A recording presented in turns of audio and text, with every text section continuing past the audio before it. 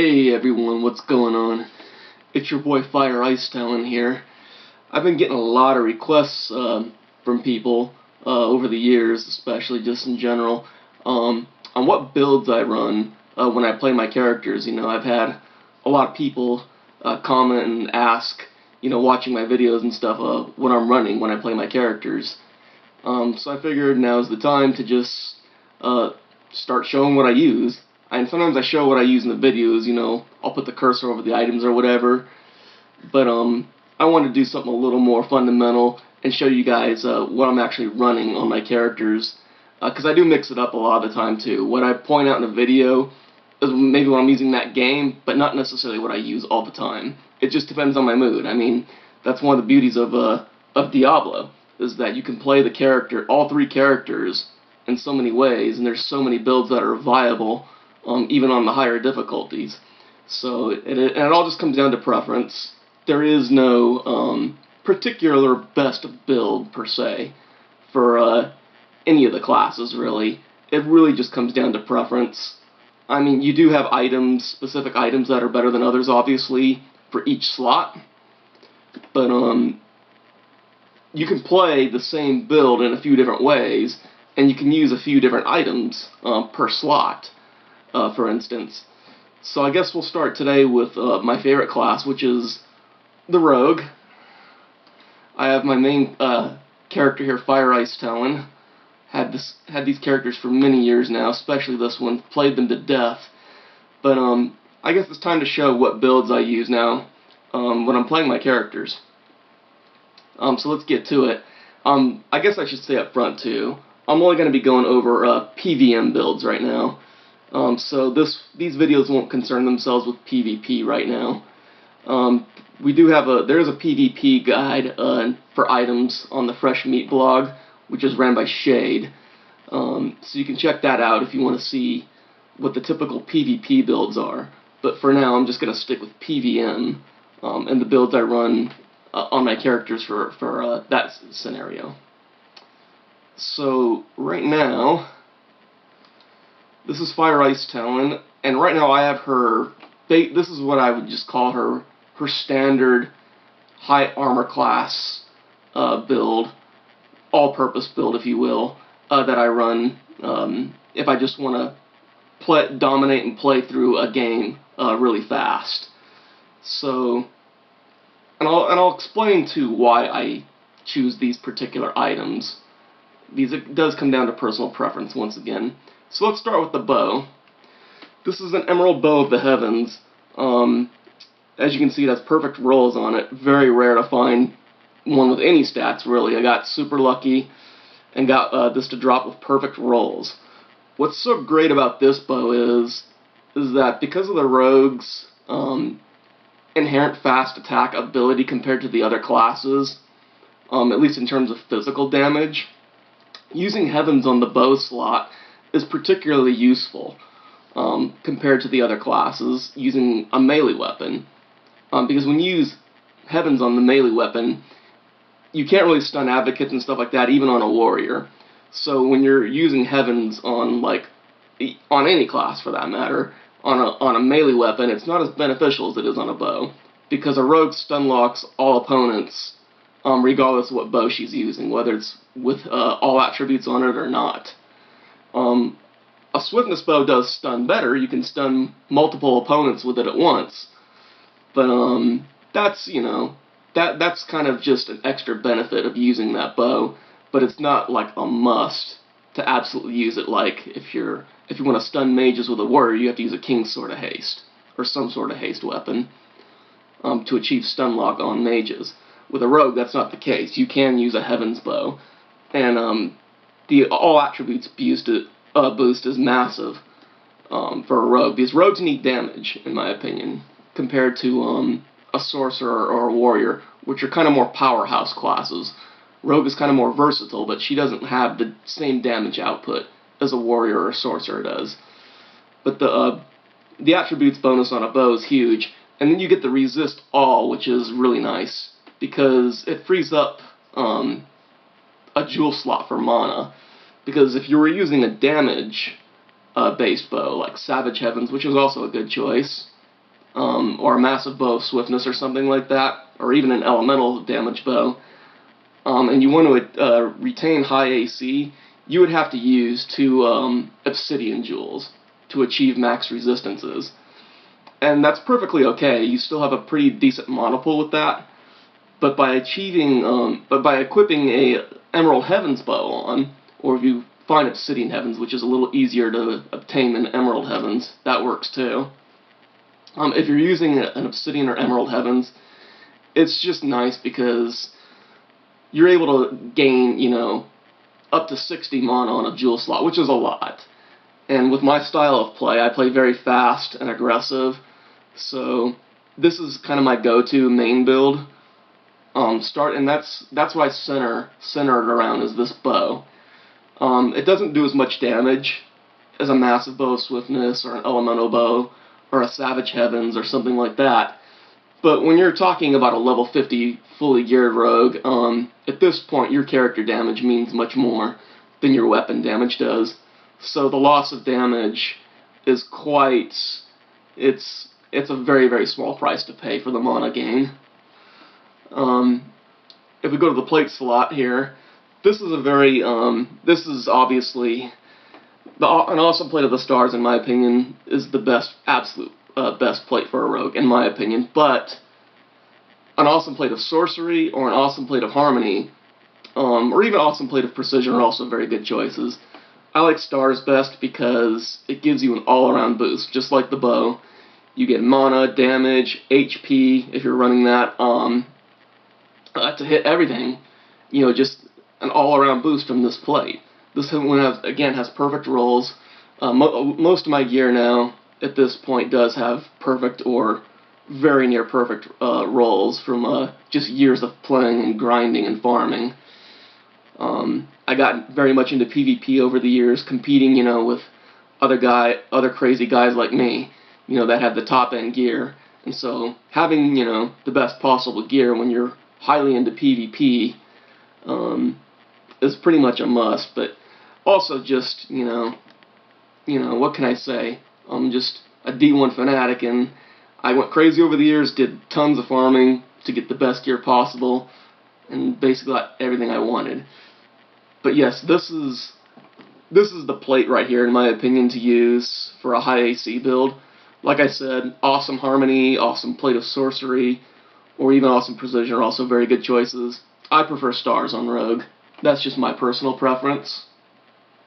RC is pretty much a no-brainer for the hat slot. You could use on like an all melee level. A Godder would probably be even better if you're like facing like knights and drakes and that kind of thing. The only problem with that is inventory issues. When you play a lot of different builds like I do start to arise. I already have a lot of inventory issues with my rogue. With my warrior and my sorcerer, not so much. Pretty much everything they use I can carry on them, but I play so many different builds, especially with rogue, that I have a lot of inventory issues with her. So I'm constantly updating and changing, what I carry on her.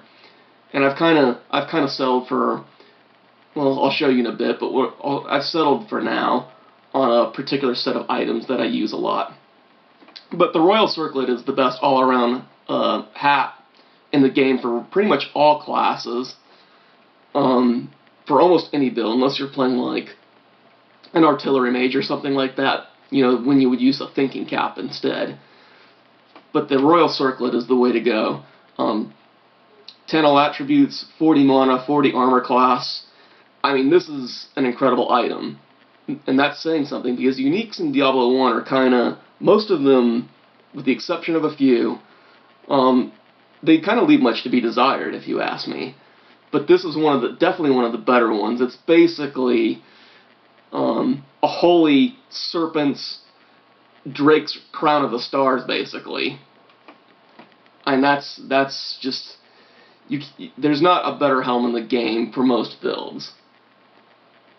The jewelry slots, these are the ones here I think that are a bit less flexible than, say, the bow, armor, or even the helm slot. With a rogue, you want to use heavens or zodiac jewelry. Zodiac is ideal. You may have to settle for Heavens before you can get nice prefix Zodiacs, which can take a very long time. You can also use Wizardry, Obsidian Wiz or Dragon's Wiz, which are also great. But because of Rogue's lower damage output, I tend to stick with Zodiacs probably 90% of the time on Rogue, whether I'm playing PvP or PvM. Dragon Zodiac is just simply the best all-around jewel in the game. 20 all attributes and 51 to 60 to mana bonus is just huge. They just make your character so much more powerful and give your character so much more freedom in terms of resources. When you have a build like this, let me show you the stats here real quick before I show you the jewels. You got 96 all here from all my gear, from all the items I'm wearing, and that's just huge. 345 HP, 476 mana. These are huge bonuses, and I have a huge magic stat here of 166. The beauty of this particular build that I have equipped right now is that you can kill most foes by casting, and the bow is kind of just there, just to finish off the last few stragglers that are survived from your mega casting. It basically turns a rogue into a mini mage when you have a high magic stat like this. And I got the high armor class, very solid bow damage. This is pretty much, in my opinion, the go-to build here, and the build to strive for a great all-around build. Again, it all comes down to preference, but in my personal opinion, this is probably the most solid all-around build for a rogue at high levels. So you get one of your resistances, as I mentioned earlier, on the bow with the Obsidian or Emerald Heavens. And you can use 2 slots then for Dragon's Jewelry for a huge mana boost. This allows you obviously to cast more. And if you're using Mana Shield, you have a bigger pool. We have a perfect Dragon Sword Amulet here. I've had this for years. -1 there. And then you get, then you just have to use 1 Resist Jewel, which, if you're using an Emerald Heavens, you can even get away with a Jade Zodiac if that's all you found. But Obsidian or Jade, if you have Emerald equipped. If you're using an Obsidian Bow of the Heavens, then you have to use an Obsidian Zodiac to max your resistances. So there we have it. Emerald Bow of the Heavens, awesome stars, Royal Circlet, 2 Dragon Zodiac Jewels, 1 Obsidian Zodiac. This is my standard primary build that I use if I want to play high armor class and dominate. But there are other ways, other variants to play. There's a similar build you can use if you want more damage. You can swap out Emerald Heavens for Savage Heavens if you want more bow damage. Of course now, as you can see, because you lose resistances on your bow slots, unless you're playing on an all melee level, you're going to want to max your resistances. So then you have to swap out one of your Dragon's Jewels for another Obsidian Jewel, which in this case here, I would have to remove this ring and put on my other Obsidian Zode. Now with this build, it's a bit less mana, 417 versus 476 with Emerald Heavens. I do get a nice damage boost. So this kind of just comes down to preference, if you prefer mana or damage. I play both builds, but I do like the mana one better, because, as I said earlier, the weapon damage that you're getting from Rogue, you know, at high levels, say 44, 45 to level 50, the character damage means more at these levels than the weapon damage does. So even though I gain, you know, significant damage here, you're not going to feel too much of a difference on hell difficulty, especially if you're facing, you know, high HP monsters like Balrogs, Blood Knights, Soul Burners, and things like that. It might save you an arrow on some occasions. You know, it might take 1 arrow less to kill something here and there, but overall, I would prefer the 60 or so mana you're gonna gain by using Emerald Heavens. But nevertheless, either one of these builds is extremely viable, and both are fun to play.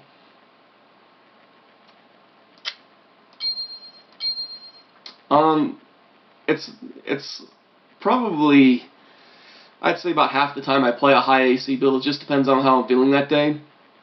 A lot of the time I prefer a low AC build. It's more challenging. There's a little more risk involved in playing low AC, less margin for error, and that kind of thing. With a high AC build, it's, the comfort. It brings you a lot of comfort that you don't enjoy as low AC. But the problem with a high AC build is too, it's kind of lazy, and I don't want to say it deteriorates your skills, but it certainly allows you to get yourselves into situations that would get you killed normally if you're playing a low AC build. When I mean low AC is by changing this plate to a low AC armor, like here, Obsidian Plate of the Stars. And of course, we change out our build here for this. Now, when you're playing a low AC, one thing I do like about low AC builds is they're extremely flexible, even more flexible than a high AC build. If I want to keep an ultra high mana pool, for instance, I could leave on Emerald Heavens. Nope, that's Savage Heavens. We want Emerald Heavens. And because I'm getting resistances now from the bow and armor slot, I no longer need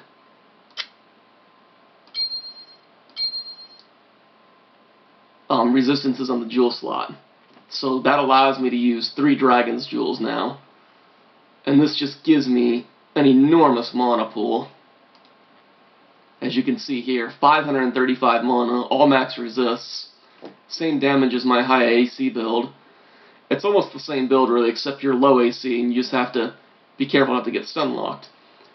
But that huge mana pool, it's really nice. And again here, Obsidian Stars isn't a must. You can also fuck around with Obsidian Plate of Sorcery, Obsidian Plate of the Mammoth, even if you want to run an HP build, if you're using healing especially, an Obsidian Mammoth would be nice. I like Obsidian Stars best. In PvM, I like the all-around boost again that Stars gives on the armor slot. But Obsidian Sorcery, or Obsidian Harmony, also is a great one too. If you find yourself, if you're kind of new to low armor builds, and you find yourself getting hit a lot, Obsidian Harmony might be a good choice to run if you find yourself getting stunned a lot. I play this build occasionally when I'm low AC, but generally, as much as I love Emerald Heavens, I prefer kind of a more of a DPS-oriented build, just because when you're low AC, and you have a lot of things coming at you at once, storms, maws, then you got witches shooting at you from afar, things like that, you kind of want a more DPS-oriented theme to go with your build, especially if there's melee monsters involved. If you're facing, all magic foes, like a Tri-Witch level, or if you're facing like witches and mages of some sort, this is a perfectly great build to run. And you can run it on melee levels too, but on melee levels, I prefer more DPS. So I would probably swap this out for Massive Swiftness. And this bow gives you the highest DPS in the game, essentially. Not the highest on-screen damage, but it is the highest damage output per second, unquestionably. Now, you lose resistances here on the bow slot, so you have to switch something else out now to get full resistances, assuming you are facing foes that do some sort of magic attack. You could do that on the jewel slot or the helm slot at this point. I would go with the helm slot, just because 3 Dragon Zodiacs, you want to keep all your Dragon Zodes when running low AC. So we switch RC out for an Obsidian Helm of the Stars to max out your resists. You get the same all attributes, actually one all attribute more, plus 11. You do lose mana here a little bit, but you still have an extremely solid pool here. As you can see with my rogue, I have a 474 mana with my particular gear. So I guess 476 would be the max if I had a perfect Dragon Zode trio. and as you can see, the damage is pretty off the charts. 119 to 146 with fast attack. Most things fall pretty fast with this damage.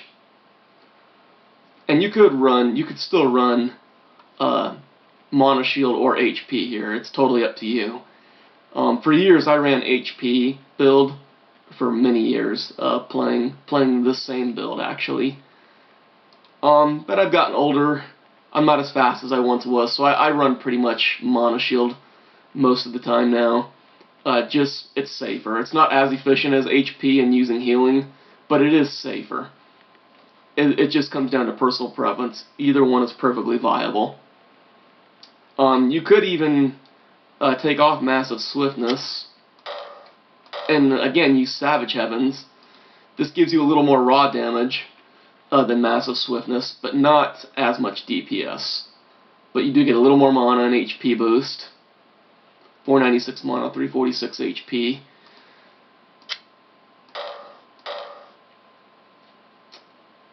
Yeah. If you're playing low AC on all melee levels, you don't need max resistances. So here you could swap out Obsidian Stars for Royal Circlet, or even Goddard if you wanted to, if you're carrying that on you. And here as you can see, only 40% resist, but if you're playing on an all melee level, you don't need any resist at all. Or you could do Savage Heavens, same deal. 535 mana with Savage Heavens. You lose a bit of a DPS, choosing Heavens over Swiftness. But all these builds are viable. You can play any of these builds and you will be doing good. It does require a little bit of adjustment in play style depending on what you choose. But these are basically pretty much all the builds I run in PvM. Every now and then, maybe I'll use Obsidian Harmony if I'm just off that day. You know, I'm running low AC, I'm getting stun locked a lot.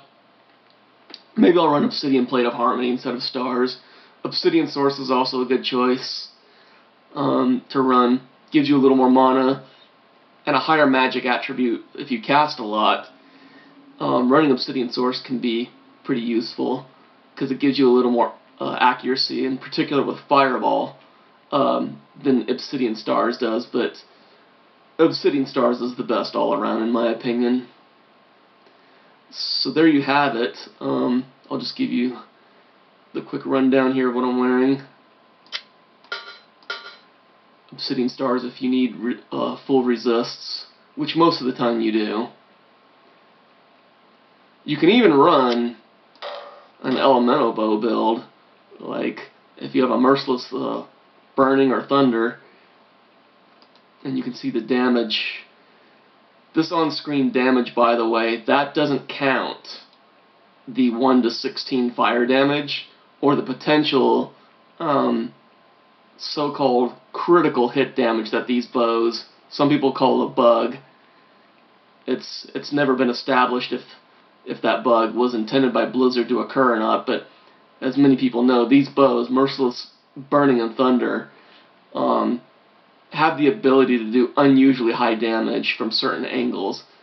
If you're facing monsters, if you have a Merciless Burning, for instance, and you're facing monsters that are sensitive to fire, this bow on a high-level rogue has the potential to kill them in just one arrow. I've even one-shotted Bloodlust numerous times with fire ice using this bow on hell difficulty. I have one-shotted her numerous times with this bow. These are fun bows to use just for the pure damage output you get from them. It's not as much DPS as a Massive Swiftness, but in terms of sheer raw damage, it doesn't get any higher than using a Merciless Elemental Bow. So these are fun to run too. So there you have it.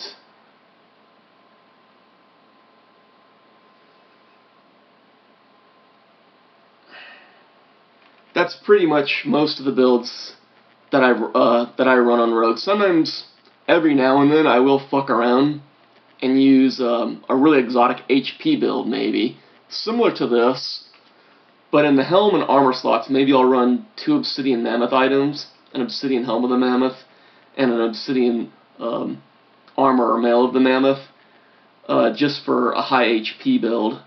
I forget what the total HP you get with that build is, but with 2 stars, you know, you have the 324 here, and stars is going to give you an extra 20 to 22 HP for rogue. So, and if mammoth gives up to 80 HP, I guess that's probably another 120 HP tacked on to what you see here. So an obsidian mammoth would probably give you around about 440-ish HP or so.